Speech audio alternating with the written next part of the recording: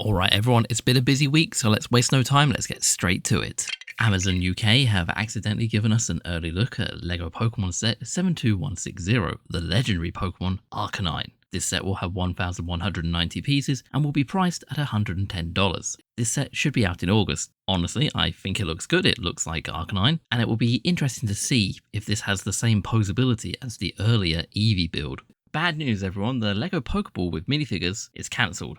Oh, sorry, delayed. Set 72154, Pokéball, has unfortunately been delayed until October. This was originally scheduled for August, which is a shame as I was hoping to get a look at it soon. The whole thing is supposed to open up with some sort of display scene inside, plus, as we said, it's the only Pokemon set so far that is going to have minifigures. Set 21065, Sagrada Família, has also been pushed back to November. This was that mighty 12,000 piece LEGO architecture set, so I guess we're going to have to wait a little bit longer to see that one as well. Good news everyone, classic LEGO Space is back. The bad news, it's a pinball machine. Set 11374, a classic LEGO space-themed pinball machine with 2,274 pieces, priced at $200. This is rumoured to be releasing around about the 1st of July, and will apparently be a fully functional pinball machine that will include a light blue classic spaceman and space baby. Now correct me if I'm wrong, but didn't we have a few of these parts from the LEGO's BAM line a few months ago? The set itself is an interesting concept, and it's going to be great to see a LEGO pinball machine for the first time. Not purely from a design point of view, but also how they get it to work mechanically. Speaking of BAM, we've got our first image of the June wave, launching on the 1st of June. We've got a wide range of characters all themed around different sports, and there's a few new parts in the mix, and thanks to the hard work of It's Just Joe,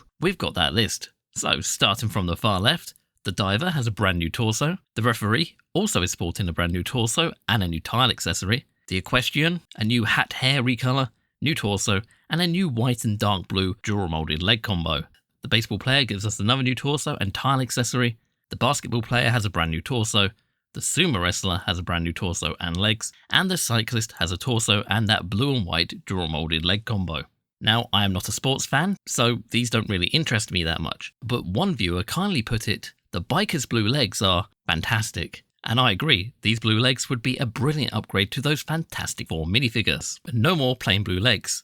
Sticking with that mighty world of Marvel, we've got another Marvel-themed bust on the horizon. No, it's not Black Cat, it's Venom. I guess it's a safe assumption that this new sub-theme has been selling well. Set number 76356, Venom Bust, with 413 pieces priced at $60. This will also be coming out on the 1st of July. Venom has certainly increased in popularity over the years, one way or another, so it makes sense that LEGO would decide to add him to the ever-growing bust collection. This set, of course, will be slightly smaller in scale than the Venom helmet we got a few years ago, but at least this time he will have his shoulders and possibly a Venom minifigure to go with him. And there is a final update on set 43002, the Disneyland Main Street, ahead of its full reveal on Tuesday the 19th of May.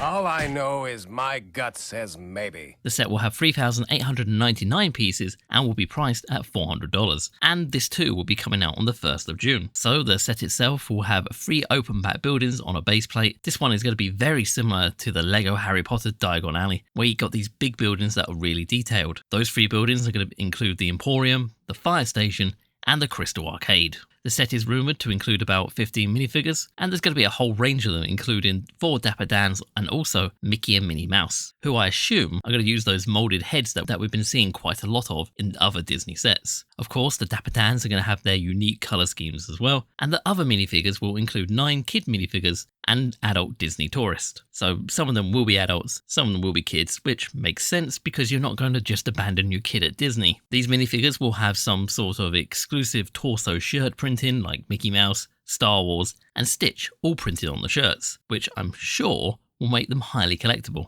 There will also apparently be some side builds in this set, like a fire truck, a food stand, so it will kind of populate the main street, making it seem less barren as a build. I'm sure this set is going to be impressive, and I can't wait to see some actual images. And you know that brick-built jackdaw I was talking about last week? Well, we've got some images of it, and it's not alone. No, it turns out it's not the only Assassin's Creed set Weissblock is doing. No, there are 4 of them. At least at the time of writing this. There are 2 jackdaws, one the epic warship version and the other a slightly more modest version called Jackdaw Voyage Edition. The other two sets are locations. This one is a neat little harbour build. The other is this massive Hanover harbour build, which I think looks pretty darn neat. The buildings seem to be a front facade, but the overall layout and design looks good. Obviously, these are the only images that we have at this moment in time, but I'm sure more will come out at a later date, where we can have a better look at them. Okay, I lied. That's not all. A Dutch toy company just leaked a bunch more Assassin's Creed sets from Brickwise. This was found by Super Dropkick 17. We've got some towers with the various AC protagonists, a horse-drawn carriage, another location, and a brick-built hidden blade.